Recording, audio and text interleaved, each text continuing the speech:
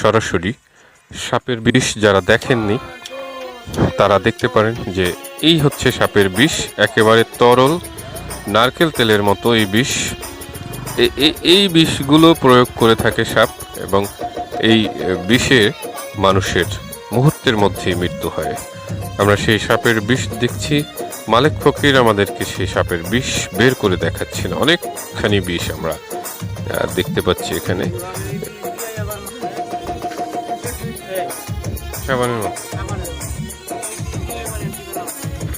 বিভিন্ন প্রকার ওষুধে এই বিষ প্রয়োজন হয়, নানা ধরনের।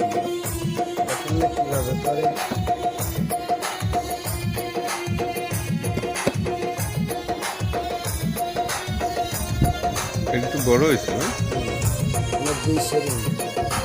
জাতিও আছে।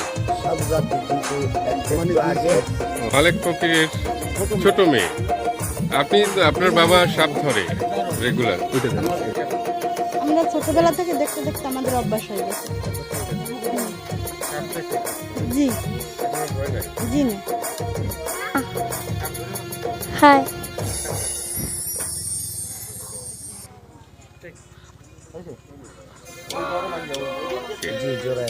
স্বামী স্ত্রী।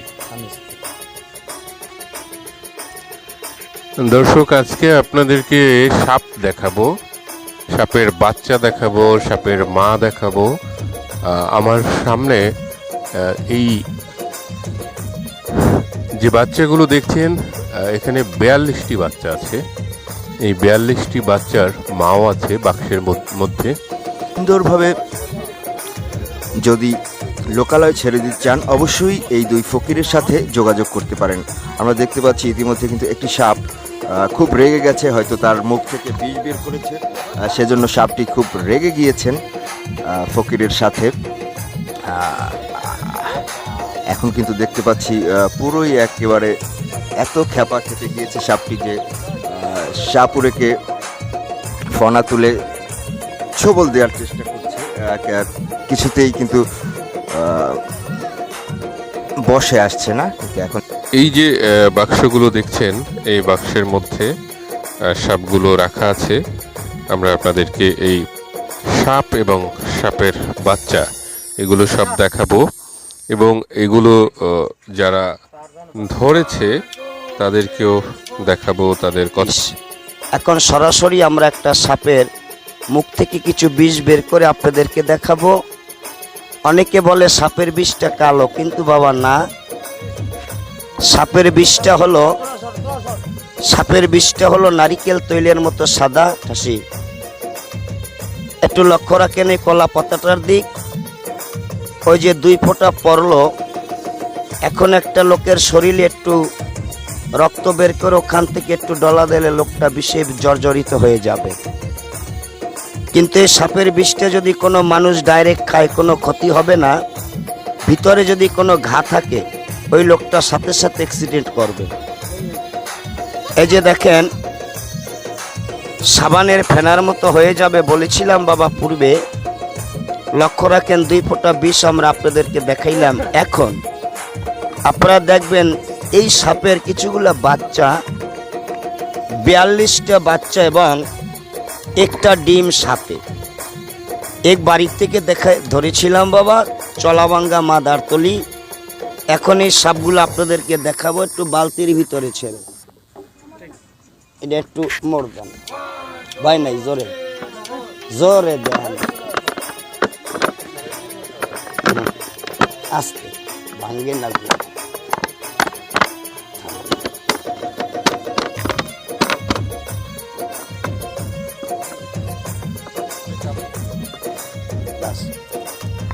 আপনারা একটু দূরে যান বাবারা।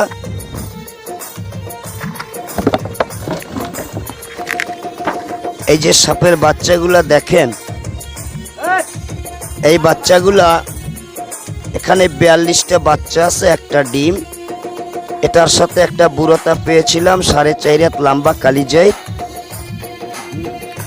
এইগুলা বাবা এক বাড়ি থেকে ধরেছিলাম খাডের নিচ থেকে। আপনারা বলুন তো, এই সাপগুলো যদি ঘরের ভিতরে বের হইতো, সেই ঘরের অবস্থাটা কি হইতো? বাচ্চা কাচ্চা ছেলে পেলে নিয়ে বাবা খুব রিক্সে ছিল। আমি নিজে গিয়ে এই সাপগুলা ধরেছিলাম। আপনারা বলবেন এই সাপগুলা ধরে এই বাড়ির উপকার করলাম না ক্ষতি করলাম? যদি উপকার করে থাকি অদমকে আপনারা স্মরণ করবেন, যেখানেই আপনাদের সাপ দেখেন আমাকে স্মরণ করবেন।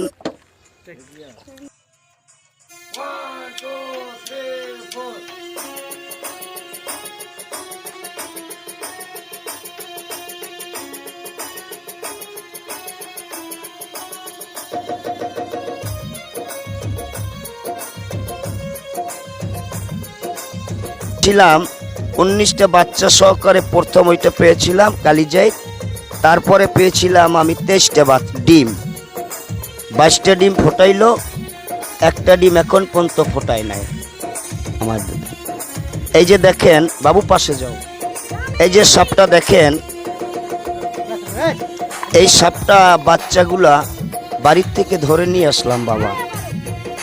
তো এইগুলা পাবলিকরে ক্ষতি করে, হাঁস মারে, মুরগি মারে, মানুষকে কামড় দেয় বাবা। তো প্রিয় এলাকাবাসী ও প্রিয় দেশবাসী, আপনারা একটু হুঁশিয়ারে থাকবেন। এই সাপকে দেখলে আমাদেরকে খবর দেবেন, ধরে নিয়ে আস। অনেক কথা ভাষা আপনাদের মাঝে বলেছি বাবা, যদি কথা ভাষায় কোনো ভুল বেয়াদবি হয়ে থাকে ছোট ভাই সন্তান হিসেবে, দেশি ছেলে হিসেবে মার্জনা করে দিবেন। আজকের মতো আমাদের সাপ দেখানো এখানেই সমাপ্তি। আল্লাহ হাফেজ।